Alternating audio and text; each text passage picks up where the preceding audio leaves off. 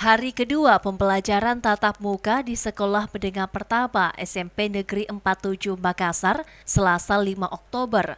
Penerapan protokol kesehatan menjadi hal utama yang menjadi perhatian pihak sekolah. Siswa yang akan memasuki pintu gerbang, pihak guru telah menunggu untuk mengecek suhu para pelajar ini. Tak sampai di situ, mereka pun harus mengikuti protokol kesehatan yang lain, yakni mencuci tangan di wastafel yang sudah disiapkan. Selain itu, para siswa tetap harus memakai masker dan menggunakan hand sanitizer. Siswa SMPN 47 Makassar, Sarla dan Ashif mengaku bahagia karena dapat kembali ke sekolah dan bertemu dengan teman dan gurunya. Setelah hampir 2 tahun harus mengikuti pelajaran secara daring. Berikut wawancara Sarla siswa, berikut wawancara Asrif siswa. Saya sangat senang karena bisa bertemu dengan teman-teman, belajar dengan teman-teman, dan bertemu dengan Bapak Ibu Guru.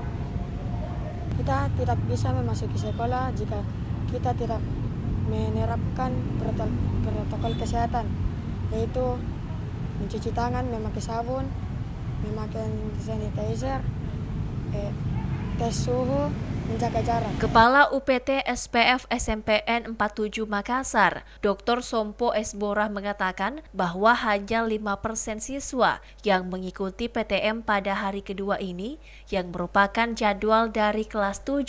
Hal ini disebabkan kurangnya sosialisasi terkait swab antigen sehingga sebagian besar orang tua masih merasa cemas anaknya mengikuti PTM.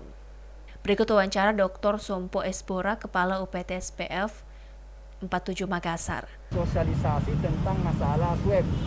Nah, sedianya karena anak-anak juga belum diinformasikan bahwa yang protapnya ini adalah anak-anak sebelum masuk di kelas itu adalah di swab antigen. Sehingga kemungkinan besar banyak karena kurangnya sosialisasi maka banyak orang tua siswa yang agak takut membiarkan anaknya datang ke sekolah sehingga yang datang hanya sekitar 5%. Perbaiki di prokes hanya sosialisasi, mungkin sosialisasi karena sekolah tidak menyiapkan segala sesuatu yang sesuai dengan protap yang telah diberikan oleh Bapak Wali Kota Makassar, sehingga apa yang dikatakan oleh anak-anak sehingga mereka datang ke sini sesuai dengan apa yang kita harapkan.